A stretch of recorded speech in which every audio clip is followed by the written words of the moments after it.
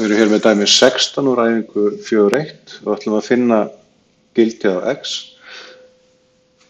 Við sjáum að hér er nokkuð sviga og hérna svigi inn í sviga og reglan er svo að þegar svona er, þá byrjar maður á innsta sviganum og það er þessi hér.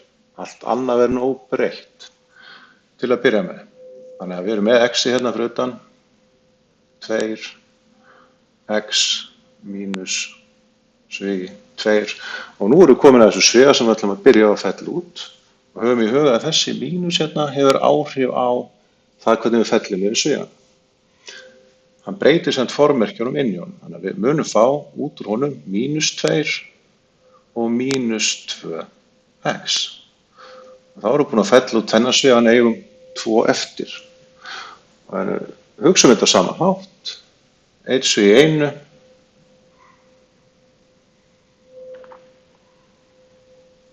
svona og nú erum við komin að þessum sviga sem við ætlum að vinna með hér og sama hátt á áðan þá hefur þessi mínus hérna áhrif á formerkin á stærðunum sem eru inn í sviganum.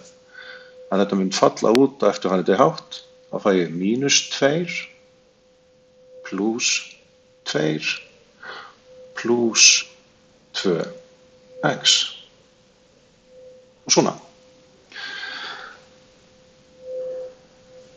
Í þessu tilfelli er líklega þægilegt að einfalda aðeins stærðirnar inn í sviganum áður en lengra haldið. Við skulum gera það. Við sjáum að hérna erum við með x og 2x, þannig að við erum með 3x hérna inni, svona. En svo kemur líka í ljós að við erum með mínus 2 og pluss 2, þannig að við fengjum 0. Þannig að í rauninni þá er þetta bara orðið svona. Þannig að x er jafnt og 6x. Þannig hvað getur þetta því? Að x getur í rauninni verið ein tala. X hlýtur þá að vera 0.